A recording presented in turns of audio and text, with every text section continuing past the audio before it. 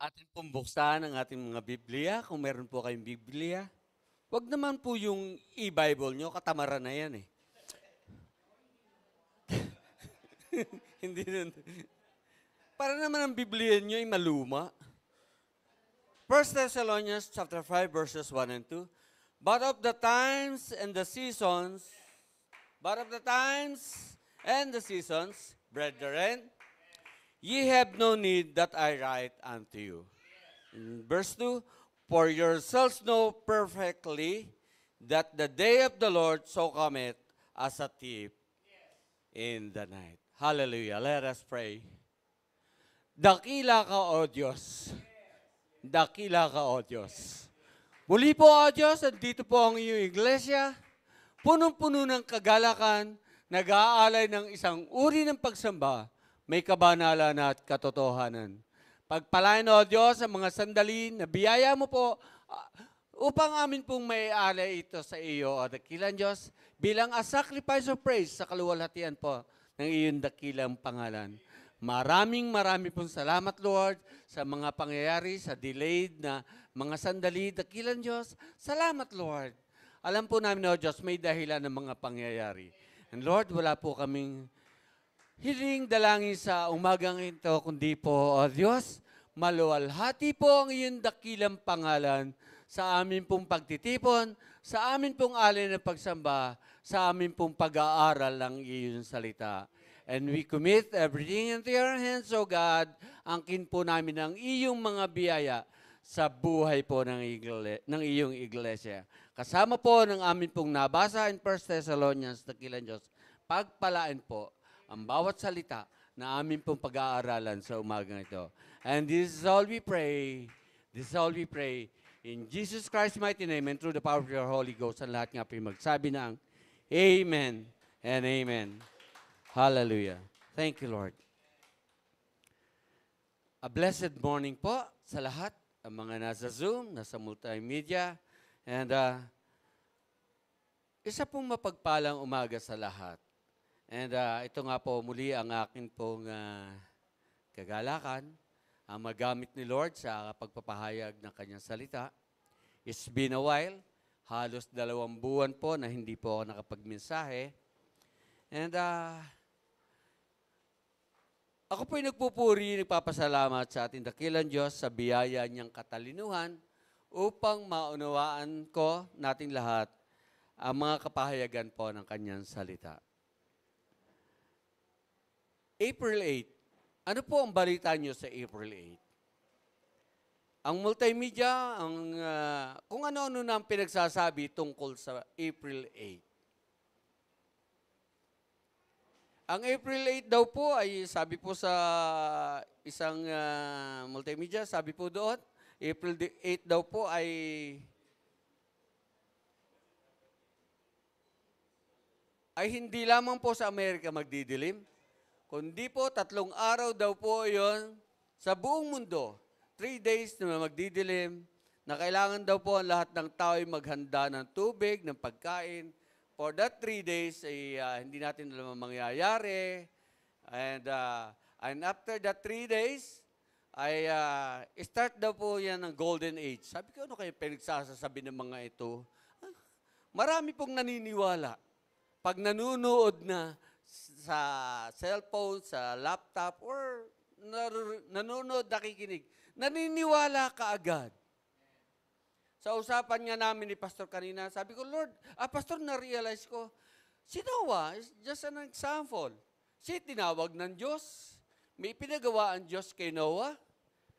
Kakaunti ang naniwala, di po ba? Hanggang sa panahon na ito. 2024 na. Kakaunti pa rin po ang naniniwala. And the science itself, pinipilit nilang hindi totoo mga pangyayaring yon. Ang Diyos na po tumawag kay Noah upang magawa ng arko. Ano po ang alam nyo tungkol kay Noah? Pinapaghanda siya. Ngunit pagdating ng internet, pagdating ng multimedia, andun na ang paniniwala ng tao. Ang daling maloko ma-scam ng tao.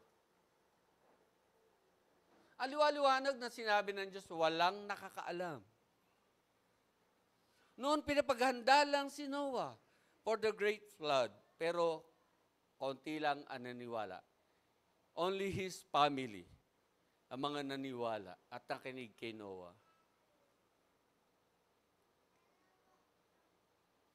Kaganda nga po ng kanta ng mag-asawa ni Pastor Bong.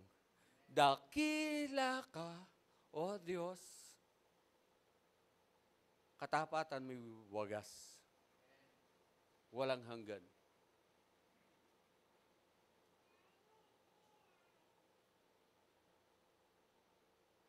Every Sunday po ay akin pong from Lipa City going here, ay akin pong tinitingnan at sinusubukan ng aking pamilya. Ano kaya reaction mga ito pag sinabi kong aalis na? Tayo na, malilate ako. Ako magmimisahe. Kaya lang, iba pa rin eh. Minsan nga po talagang may mga, thank you Lord, may 3 pusa sa akin doon sa bahay. Tayo na sabi, pupunta tayo sa mami ko. Alam mo, walang gumagalaw. Ginawa ko, umalis ako mag-isa. Umaya-maya, kasunod ko sila lahat.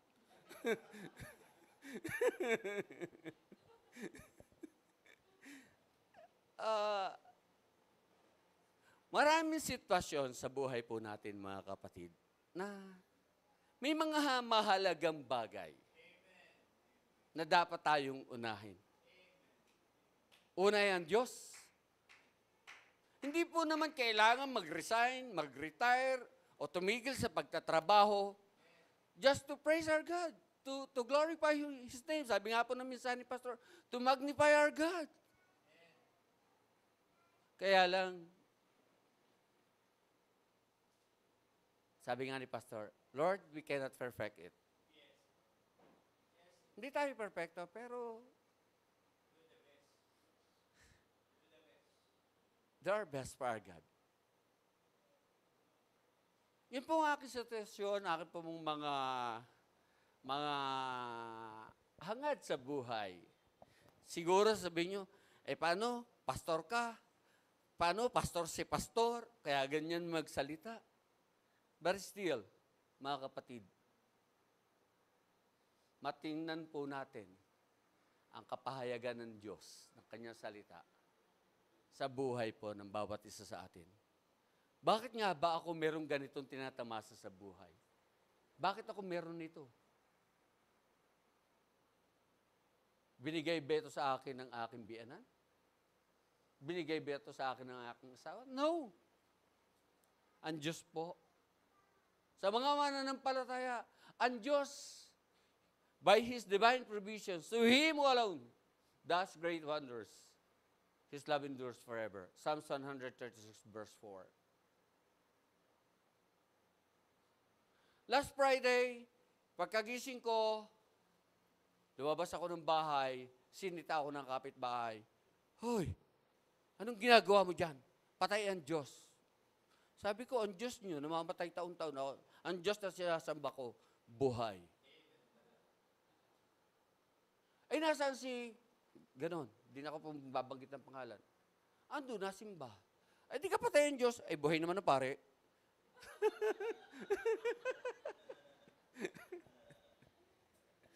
So, pinatatawa ko lang yung kausap ko. So, mga katotohanan sa buhay na hindi nabibigyan ng pansin ng tao. Para bang naglalakad ka lang sa isang direksyon na pupunta ka doon, pupunta ng CR. Yung ganun lang. Alam mo, pupunta ka ng CR. Pero yung dinaanan mo, sino ba yung dinaanan mo? Nakilala mo ba lahat?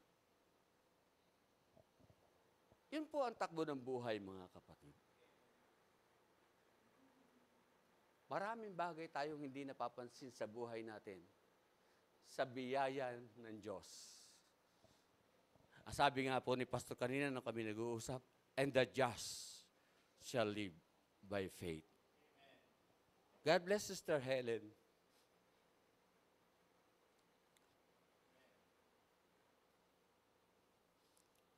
Ito pong, balik tayo sa mensahe. As I was studying the Word of God. Sabi ko, Lord, saan mo ko dadalhin? May pinagpipilian po ako kung, Lord, parang ang hirap ng Isaiah 61. Gusto ko po rin ng Isaiah 61. Kaya lang sabi ko, Lord, ang hirap naman iugnay sa tema ng iyo, Iglesia. Isaiah 61 is all about our Lord Jesus Christ. At yun po ay makikita po natin sa Lucas chapter 4, verse 18. Saglit ko pong basahin na ang akin pong ipinag-pray kay Lord. Kung mapapansin po natin, itong Lucas chapter 4, kaugnay po ito ng Isaiah 61. In Lucas chapter 4, verses 17 to 21, ito po ang sabi dito na, I was praying, Lord, help me. Bagamat ang Panginoong Jesucristo po, ang katuparan ng propesiya ng Isaiah 61. Ang sabi po dito, in verse 17, and there was delivered unto him the book of the prophet Isaiah. And when he had opened the book, he found the place where it was written.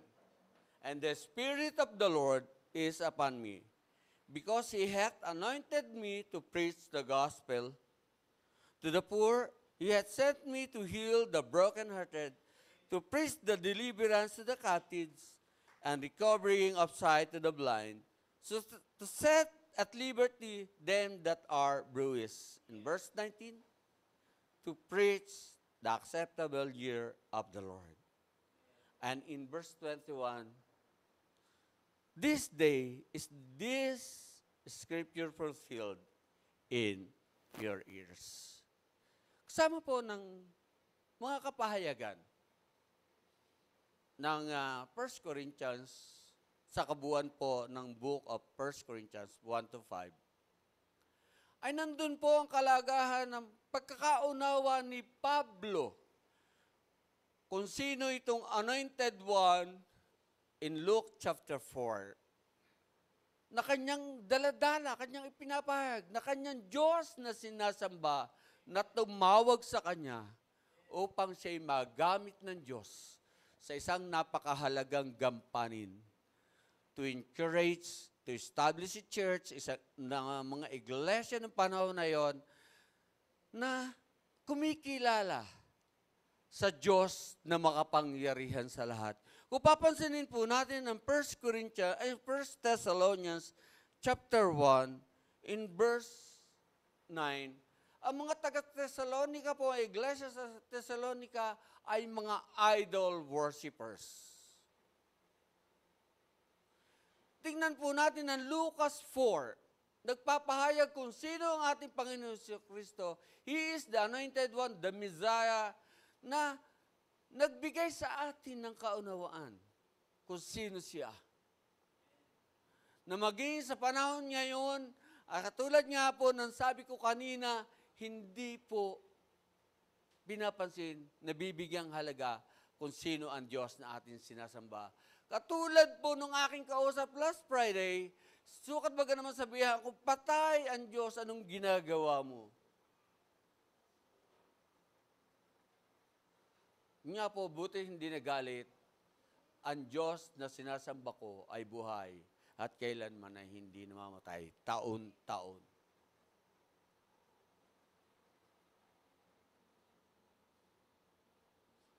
Ganun na po kataas ang level ng ating mga pananampalataya sa ating buhay sa panahon na ito, mga kapatid. Are we prepared? Or are you still preparing? And the book of 1 Thessalonians is all about the second coming of our Lord.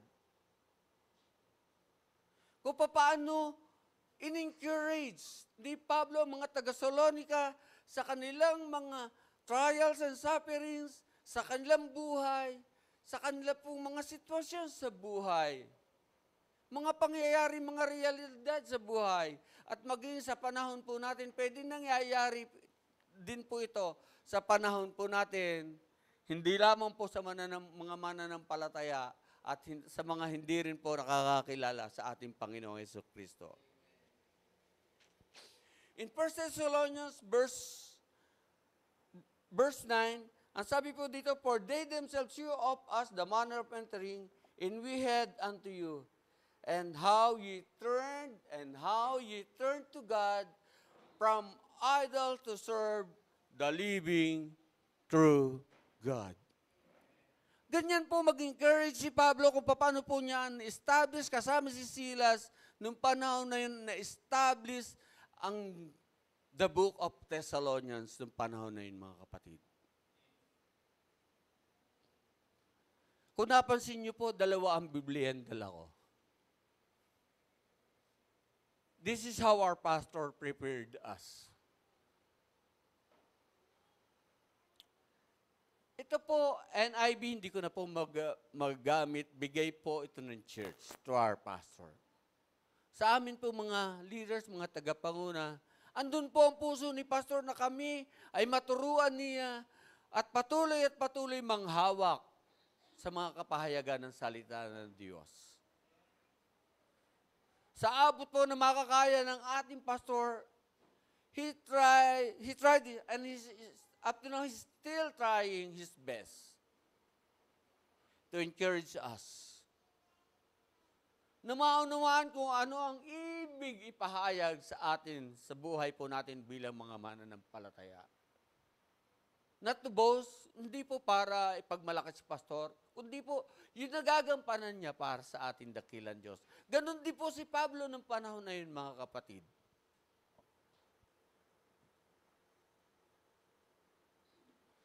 Our pastor is helping us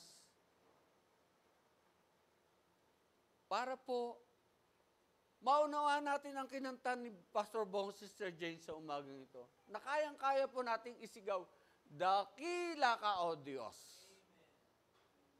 Dakila ka, O Diyos.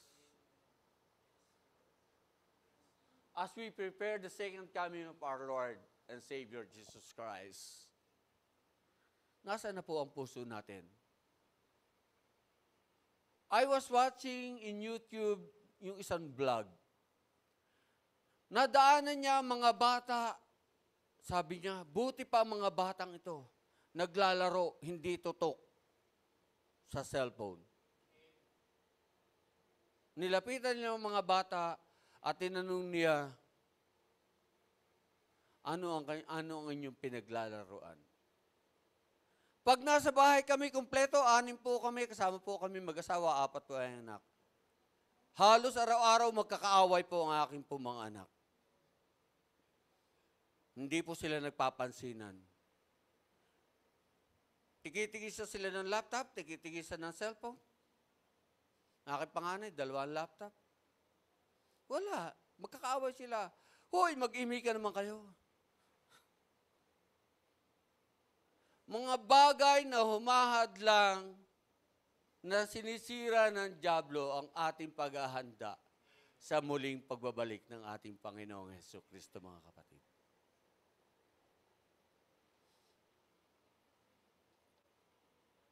Mga paghahanda na pilit iniingatan ni Pastor sa buhay po ng bawat isa sa atin.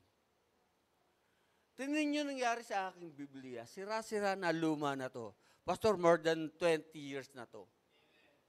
Hindi ko alam kung may 30 years na to. 1990s pa po ito. Hindi ko na nga po mabasa eh. Kasi masyado maliliit. Maliliit po ang letra ng Bible na ito. Tingnan niyo po, oh. Hindi ninyo mababasa. Kailangan ko na, kahit nakasalamin ako, kailangan ko pa itutok ang mata ko. Kaya po, dinala ko po ito. Just an example. Sa bawat kapatiran, nandyan man kayo sa Zoom o nandito sa church. Sabi ko nga po, magkausap kami ni Pastor, gabi na. Pinagpapawisan ako, gustong-gusto na mag-shower, pero si Pastor po walang tigil. Daldal ng daldal. Ala, sige, daldal. Paano ko kaya puputulin si Pastor? Buti na lang sabi ni Pastor, ay, kapatid, maghahanda ka pa nga pala ng mensahe. Ala, sige.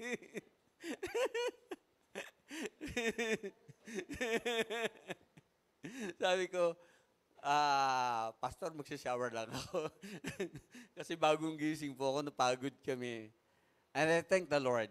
Imagine nyo po, naisipan ko po pumunta ng Lopez, Quezon kahapon. Umalis kami ng mag-aalas 7 ng umaga, nakabalik kami. Ganon din. Mag-aalas 7 na rin ng gabi. Ang layo. Kasi kaya naman po kami nagtagal, masyado po matraffic sa mga dinaan namin bayan. And I thank the Lord sa karanasan na kami nga po ay nakarating sa Lopez. At saka namangha ako, galing pong magmaneho ni Kina. Siya po ang nagmaneho sa Bituang Manok. Talaga kung ipa'y taga Bicol, alam niyo po kung gaano katindi, katarik, nakahirap umakyat doon. Nga po, balik tayo sa pag-uusap namin ni Pastor. Sabi ko, Pastor, pwede ba ang mensahe, ibabasahin ko na lang? Napagod ako, Pastor eh. Sabi ni Pastor, basa.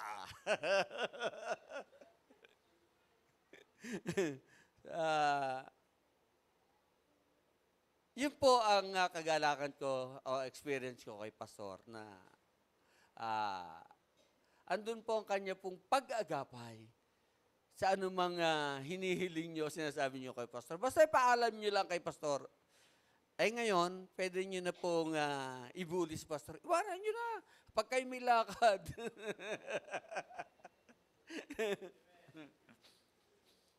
And I praise the Lord. He is trying to equip us, hindi lamang po kami mga tagapanguna, tayong lahat po mga kapatid. Upang lubusan po nating makita ang mga mensahe, mga ipinapahayag ng Diyos. At kung paano nga po na-establish ni Pablo nung panahon na yun, ay Iglesia sa Thessalonica, ay nandun po. Dumaan din po siya sa persecutions. Kaya nga po dala ko itong study Bible na ito. Ito po ay NIV Study Bible na galing po sa ating iglesia. Andito po, marami po akong nakukuha sa mga insights, sa mga pangyayari, at kung anong uri ng iglesia ang pinapasok ni Pablo noong panahon na yon. Ang Thessalonica po ay halos katulad na rin po siya ng iglesia sa Corinto. Pero mas matindi po ang Corinto. Ang iglesia po ng Thessalonica ay itinayo o natatag sa pamagitan po ni Pablo at ni Silas. It was established during AD 49 hanggang AD 51.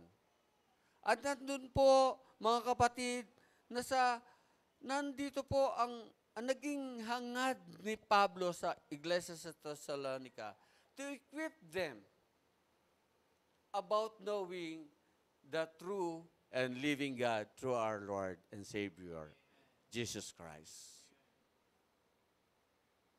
Katulad nung kausap ko, kaya nyo sabihin, patay ang Diyos. Gusto ko nga pong tanongin, sino ba Diyos ang sinasabi mo? But kung kabisado nyo at batid ninyo po ang nilalaman ng Biblia, maunawaan ninyo, it is all about Jesus our God. Kung paano siya nag-alay ng kanyang buhay.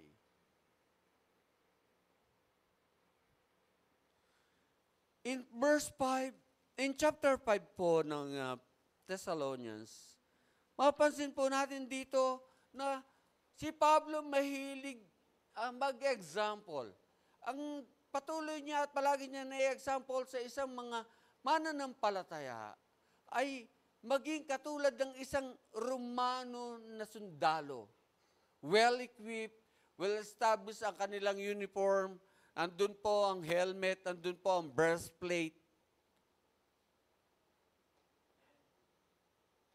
Katulad po ng ating pastor, siya po nakarana sa akademya.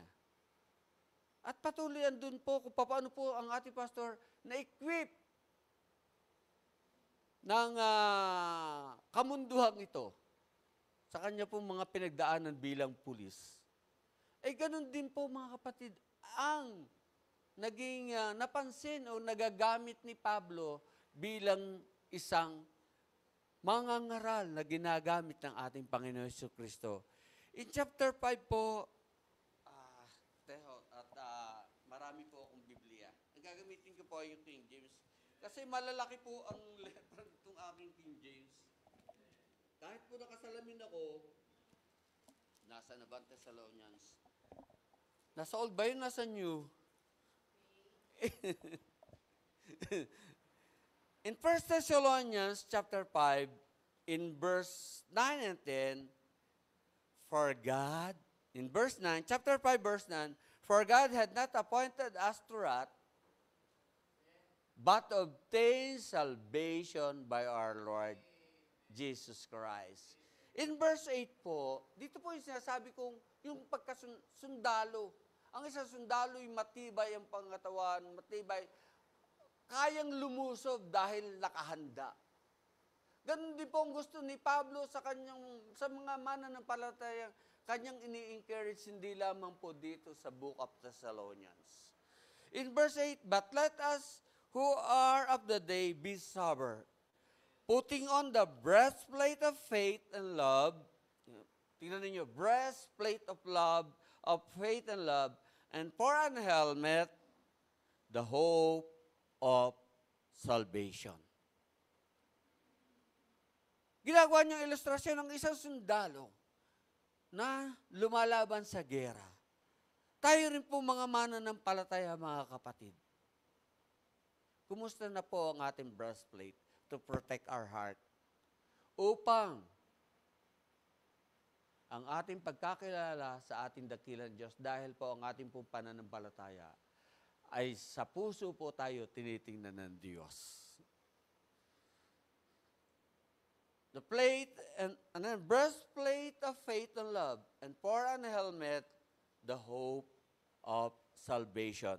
In verse 9, for God had not appointed us to wrath, for God had not appointed us to suffer, na maghirap, magdusa, but to obtain salvation by our Lord Jesus Christ.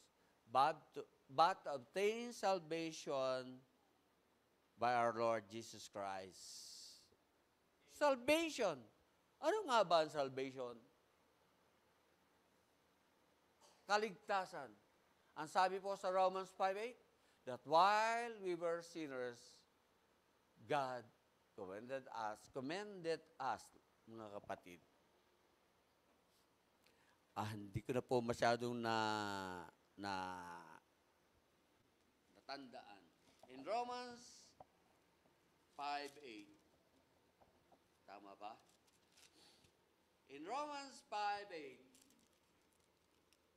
but God commended His love towards us in that while we were sinners, Christ died for us. Christ died for us. Yun po ang mga kapahayagan dito po sa Luke chapter 4 na binasa ko kanina. Kasama po ng pagpapahayag ng encouragement ni Pablo sa mga taga-Thessalonica, mga kapatid. Ang sabi po dito, ulitin ko, for God had not appointed us to wrath, but to obtain salvation by our Lord Jesus Christ, who died for us, in verse 10, who died for us, that whether we wake or sleep, we should live together with Him. Ganyan po, inihanda o piniprepare ni Pablo ang mga taga-Thessalonica. Pinatatatag, ni-encourage ang kanilang pananampalataya, pagkakilala sa Diyos, the true living God. Sa Diyos na buhay nung panahon na yan, mga kapatid. Isa pong maiksing mensahe na, mga kapatid, i-treasure po natin ang bawat naririnig po natin na mensahe sa iglesyang ito, sa pulpito. Kung ever Sunday lang po, sabi nga po ni Pastor sa akin, kapatid, napakahalaga talaga ang nagbabasa ng Biblia. To equip us. Andiyan na nandito na ang Biblia, mga kapatid. Andiyan na, pinadali na nga Andiyan na nga po ang e-Bible Kaya lang, hirap pa rin kayong mag-scroll. Lalo na kung sa Biblia, nasan nga ba yun? Nasa New, nasa Old Testament.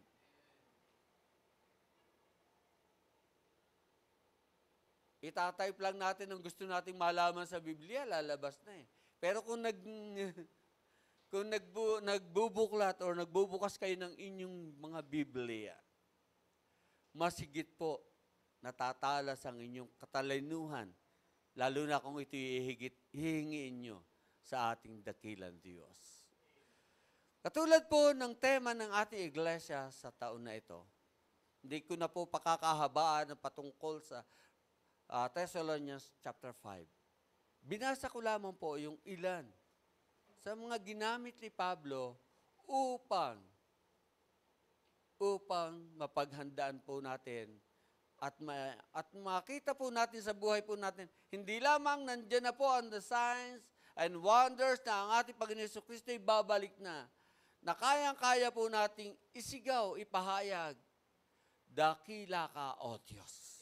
Katulad po ng awit kanina, siguro manhid na kayo kung hindi kayo kinurot ng mensahe ng awit na yung kanina. Dakila ka, O Diyos. Ano man sitwasyon, kita ninyo si Sister Helen, nagdadialysis yan, may sakit. Sa biyaya ng ating dakilang Diyos, nakakakayat siya dito. Makita na po natin na kadakilaan ng Diyos sa buhay po ng bawat isa sa atin. Mga kapatid, kasama po ng ating pong psalm reading kanina, na palagi sinisigaw ni Pastor na ito ang paborito ko. Oh, give thanks unto the Lord for His good. His love endureth forever. And in verse 4, to Him who alone does great wonders, His love endures forever. In Revelation chapter 16, verse 15, ang sabi nga po dito, behold, I come as a thief. Blessed is he that watcheth. Ganon din po ang pahayag ng ating dakilang Diyos dito po sa Matthew chapter 24. In Matthew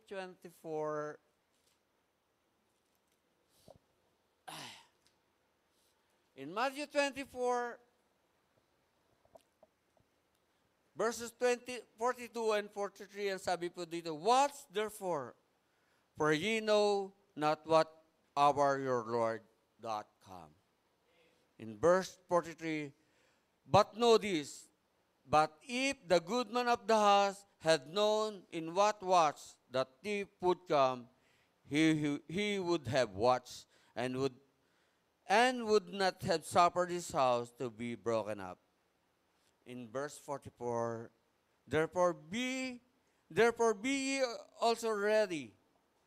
Be ye also ready, for in such an hour as ye think, not the Son of Man cometh. Tayo po lahat ay tumayo. Hallelujah. Let us pray. Hallelujah. We bless your holy name, O God. Hallelujah. Dakila ka, O Diyos. Dakila ang iyong katapatan sa buhay po ng iyong iglesia. Sa buhay po ng bawat isa. Dakila ka, O Diyos. Dakila ka, O Diyos. Ama, dakilang Diyos na makapangyarihan sa lahat. Maraming pong salamat sa mga sandali na lumipas, O Diyos, upang amin pong mapag-aralan, mapagbulay-bulayan po ang iyong salita, dakilang Diyos. And Lord, we claim, Lord, through the power of your Holy Ghost, na ang lahat po, ang kabuuan po ng iyong iglesia, ng iyong mga anak, sa mga sandaling ito, O Diyos, ay nakinig at binigyan mo po ng kaunawaan sa isang mensahe, Panginoon, upang kami ay patuloy may ihanda mo po sa iyong muling pagbabalik. Pagpalain, Panginoon, ang mga naging kapahayagan po ng iyong salita. And this is all we pray, O God, for your glory. In the mighty name of our great God and Savior, Jesus Christ. Ang lahat nga po yung magsabi ng Amen and Amen. Hallelujah. We bless your holy name.